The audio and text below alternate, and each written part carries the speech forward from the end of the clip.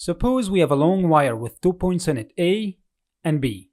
At T equals T1, if we apply voltage pulse to the point A, assuming the wire being perfect conductor, what is the voltage at point B at same instant of time?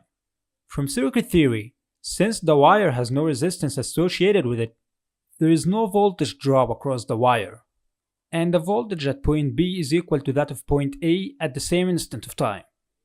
But this is not true. This is valid only if the signal travels across the wire with an infinite speed. But in reality, signals cannot travel faster than the speed of light. So the voltage pulse will reach the point B at instant t2 after some amount of delay. That delay is known as transit time. Transit time results in a voltage difference between point A and B. So there is always voltage difference between any 2 points on the line due to the finiteness of the speed of the wave. We can minimize that difference in voltage by decreasing the wave frequency. In other words, the higher the wave period with respect to transit time, the less would be the voltage difference. Transit time is equal to the distance traveled by the wave over propagation speed, while the period is equal to 1 over frequency. Hence, to minimize the voltage difference between point A and B on the wire, the length of the wire between point A and B must be very small compared to the wavelength. This concept is applied to any electrical component. If the length of the component is large compared to the wavelength of the signal, then we can't ignore the transit time effect. To make Kirchhoff laws valid, we must meet the conditions. The circuit element must be so small compared to the wavelength of the signal. If we divide this wire into smaller and smaller sections so that each section is too small compared to the wavelength, the transit time effect would be negligible over each section, so we can apply low-frequency circuit analysis. That wire is called transmission line, a path carrying electrical energy from source to load. Consider a transatlantic cable running from the US to the Great Britain, a good example of uniform two-line transmission line. If we short the other end and measure the input impedance, it looks like a big inductor with series resistor modeling the wire losses. Similarly, if we leave the other end open, the input impedance will look like substantial shunt capacitor, two very big conductors separated by the electric. Due to the conductivity of the shields and the seawater, there is also a shunt conductance associated with the cable even when left open. Since the distance is too large, even at very low frequencies, the signal wavelength would be too small compared to the wire, and the delay would be significant. So how do signals propagate through this cable? Well, each transmission line, as we just see, is composed of series inductance and resistance, and parallel capacitance and conductance. Let's model the cable by them, then analyze the circuit.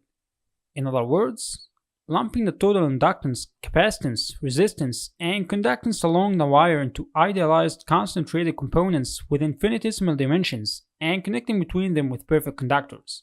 This is known as lumped element model. Using the lumped element model here gives us completely wrong answer. Even at very low frequencies, the large series inductance would act as an open circuit, whereas the large shunt capacitance would make the wire a short circuit. For the lumped element model to be valid, the signal wavelength must be very large compared to the circuit element. We can divide the total series and shunt impedances into smaller and smaller sections of very small dimensions compared to the wavelength. Let's ignore the losses for the time being so that we can remove the series resistance and the parallel conductance from the model. And here comes the problem. For 1 centimeter long section, we would need more than 500 million inductors and capacitors. Even the most efficient simulator running on the most powerful computer can deal with that. So how did people solve this problem when the first transatlantic cable was laid out in 1857? Well, have you heard about infinite ladder networks before? This model is an infinite ladder network, with Z1 and Z2 being the impedances of inductors and capacitors respectively. Using the input impedance equation of the infinite ladder network, then the input impedance of such a cable is having that form. Since each section is only 1 centimeter long, inductors and capacitors are too small and can be neglected, making the input impedance equal to the square root of L over C. Observe that if we choose to terminate the ladder network with an impedance of Zn, then the input impedance remains the same. The behavior of a finite ladder section terminated with Zn is indistinguishable from that of the infinite network. So for a lossless transmission line, the voltage wave will see a real impedance while traveling through the wire. This impedance is known as characteristic impedance. If the line is terminated with load of that impedance, the characteristic impedance would not change.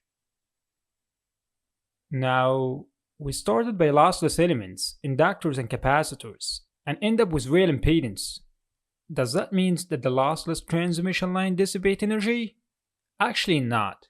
The circuit is made up of lossless components. We have two scenarios here. If the line is infinite, the signal will travel through it indefinitely. It is dissipated from the generator perspective. If the line is terminated by resistance equal to the characteristic impedance, the signal travels through the wire and gets dissipated in the load. In both cases, the generator feels injecting the signal to resistance equal to the characteristic impedance. So far so good, but how the injected signal itself propagates through the line? Now to answer that question, let's analyze one section from the line. Even at very high frequencies, the signal wavelength would be very large compared to the section dimensions. Hence, the lumped element model is valid, and Kirchhoff laws can be applied at each section. The analysis is very simple. Just applying voltage signal to the input of the section, and measuring the change in voltage and current across the element. I'm not gonna bother you by the equations, but the final result is these forms: voltage and current wave equations, where gamma is called propagation constant, a characteristic quantity of transmission lines. It depends only on the line parameters. Wave equations are simple differential equations telling us that at each point in time, each point in the line has different voltage and current based on its location. If we assume that the voltage and current vary sinusoidally with respect to time, the solution of the wave equations is consisting of forward traveling wave and backward traveling wave, where alpha and beta are the real and imaginary parts of gamma. Let's ignore the backward one. We're gonna cover that in a separate video when we talk about reflections. Now alpha represents the losses in the wire. Let's ignore it by ignoring R and G in each section to have a lossless line. Taking the real part, we notice that the voltage and current vary sinusoidally with respect to time and distance along the wire. Notice that the current wave is the voltage wave divided by the characteristic impedance. At each instant of time, each point on the line has different voltage and current.